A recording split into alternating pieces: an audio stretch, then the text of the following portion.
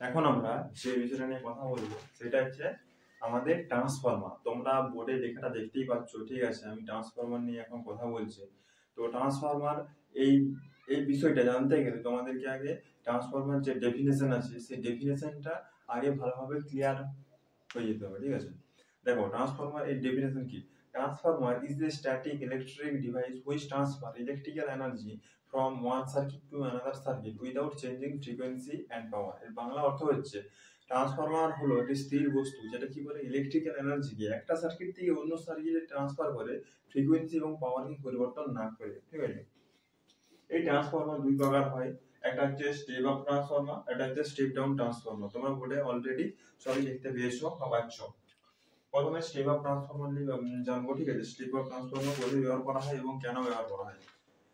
Step up transformer ব্যবহার করা হয় আমাদের যে পাওয়ার জেনারেটিং স্টেশন আছে সেখানে আমাদের এই স্টেপ আপ ট্রান্সফরমার ব্যবহার করা হয় ভোল্টেজটাকে বাড়াবার জন্য।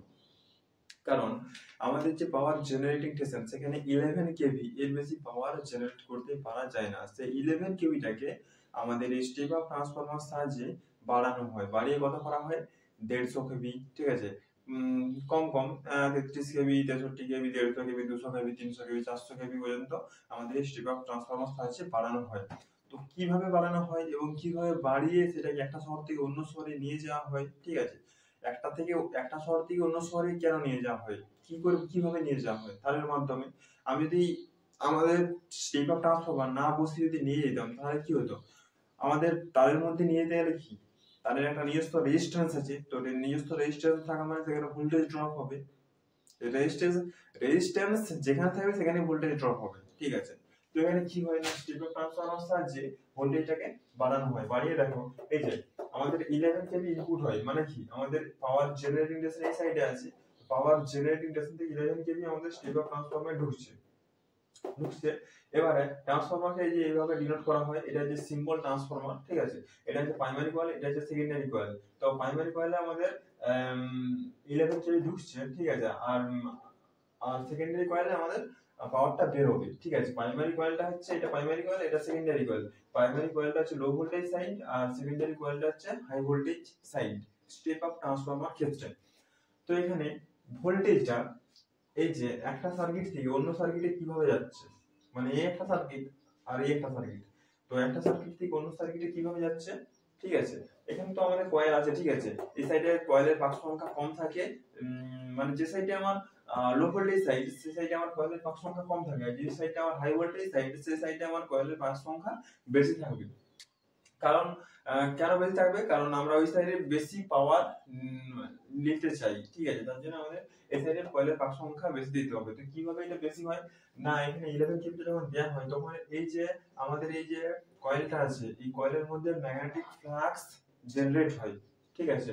ম্যাগনেটিক ফ্লাক্স জেনারেট হয়ে, ঠিক আছে, যে কোরটা আমি দেখেছি এরকম ট্রান্সফরমার ভিতরে এরকম একটা চারকোনা কোর থাকে, এক সাইডে প্রাইমারি কয়েল থাকে আর এক সাইডে সেকেন্ডারি কয়েল থাকে, ঠিক আছে? যখন এর মধ্যে দিয়ে ম্যাগনেটিক ফ্লাক্স তৈরি হয়, ঠিক আছে?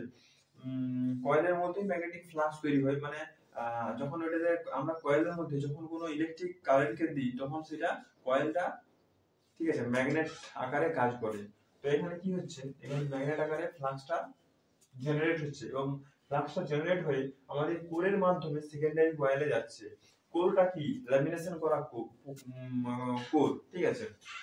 তো এখানে ইলেকট্রিক্যাল মানে প্রাইমারি কয়েল থেকে সেকেন্ডারি কয়েলে কোনো ইলেকট্রিক্যাল কোনো কানেক্টিভিটি নাই, ঠিক আছে? ওই কোরের মাধ্যমে যাচ্ছে, ল্যামিনেটেড কোর, ঠিক আছে? ওই ল্যামিনেটেড কোরের মধ্যে দুটো কয়েলকে দেওয়া আছে, ওই ল্যামিনেটেড কোরের মাধ্যমে আমাদের ওই কারেন্টটা বা ভোল্টেজটা বা ইএমএফটা আমাদের সেকেন্ডারি কয়েলে যাচ্ছে এবং সেকেন্ডারি কয়েলে যে ওখানে ইএমএফটা ওই কয়েলে সেকেন্ডারি কয়েলে কাট হচ্ছে, ঠিক আছে? ওই ফ্লাক্সটা কাট হচ্ছে এবং ফ্লাক্সটা কাট হয়ে, ঠিক আছে, এখানে ফ্লাক্সটা কাট হয়ে কি হচ্ছে না, ফ্লাক্স কাট হয়ে যত বেশি কাট হবে মানে তোমার ওই যে সেকেন্ডারি কয়েলের যে পাক সংখ্যা, কয়েলের পাক সংখ্যা যত বেশি থাকবে তত বেশি কাট হবে এবং যত বেশি কাট হবে তত বেশি ইএমএফ জেনারেট হবে এবং ইএমএফ টা জেনারেট হয়ে আমাদের একটা শহর থেকে অন্য শহরে নিয়ে যাওয়া হয়। স্টেপ আপ ট্রান্সফরমার শুধু ওই পাওয়ার জেনারেটিং স্টেশনে ব্যবহার করা হয় ভোল্টেজটাকে বাড়াবার জন্য, কারণ একটা শহর থেকে অন্য শহরে নিয়ে যেতে গেলে ভোল্টেজটাকে বাড়িয়ে নিয়ে যেতে হয়। কারণ যদি আমি ভোল্টেজটাকে যদি না বাড়াতাম তাহলে কি হবে, আমার কারেন্টটা বেড়ে যাবে। যদি 11 কেভি থাকতো ভোল্টেজ, ঠিক আছে, তাহলে আমাদের কারেন্টটা বেড়ে যাবে। কারেন্টটা না বাড়ানোর জন্য আমাদের এই স্টেপ আপ ট্রান্সফরমার ব্যবহার করা হয়। স্টেপ আপ ট্রান্সফরমার আমাদের ভোল্টেজটাকে বাড়িয়ে দেয়, কারেন্টটাকে কমিয়ে দেয়। এটাই হচ্ছে আমাদের মেন ফ্যাক্টর।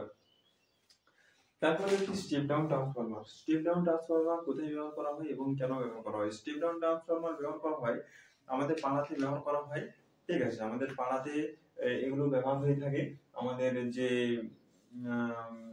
পাড়াতে বা গ্রামে এগুলো ব্যবহার করা হয়ে থাকে ভোল্টেজটা কমানোর জন্য, স্টেপ ডাউন করার জন্য। মানে ভোল্টেজটা যে 11 কেভিটা আমাদের গ্রামে কি 11 কেভি ঢুকে, সেই 11 কেভিটাকে কমানোর জন্য আমাদের স্টেপ ডাউন ট্রান্সফরমার ব্যবহার করা হয়।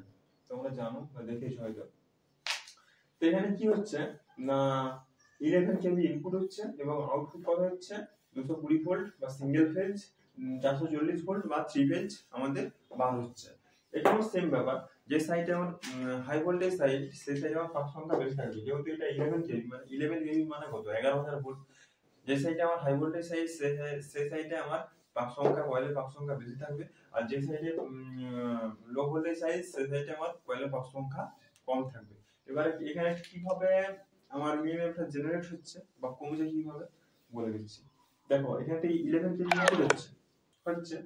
তো এবার এখানে এই যে কয়েলটা আছে এর মধ্যে ম্যাগনেটিক ফ্লাক্স জেনারেট হবে। এখানে একটা কোর আছে, এরকম কোর আছে, ম্যাগনেটিক ফ্লাক্স জেনারেট হওয়ার পরে এখানে কোর আছে, কোরের মাধ্যমে ম্যাগনেটিক ফ্লাক্স গুলো এই সেকেন্ডারি কয়েলে যাবে এবং সেকেন্ডারি কয়েলে আমাদের ম্যাগনেটিক ফ্লাক্সটা কাট হবে, ঠিক আছে। এবং কাট হয়ে যদি কম কয়েলের পাক সংখ্যা থাকে তাহলে কম ইএমএফ হবে, আর যদি বেশি কয়েলের পাক সংখ্যা থাকে তাহলে বেশি ইএমএফ হবে। এটা হচ্ছে স্টেপ আপ এবং স্টেপ ডাউন ট্রান্সফরমার, ঠিক আছে। আশা করি বুঝতে পেরেছো। এই যে স্টেপ ডাউন ট্রান্সফরমার এর সাহায্যে আমরা লাইট, ফ্যান ইত্যাদি যেসব 250 ভোল্টের নিচে আছে সেগুলো সবই চালাতে পারি। 250 বা 300 ভোল্টের নিচে যে তোমার কম্পোনেন্টস গুলো আছে, ম্যাটেরিয়ালস গুলো আছে, সেগুলো আমরা সবই চালাতে পারি বা চালাতে পারি। মোটর, ফ্যান ইত্যাদি, ফ্রিজ, এসি, সমস্ত কিছু আমরা এখান থেকে চালাতে পারি, ঠিক আছে।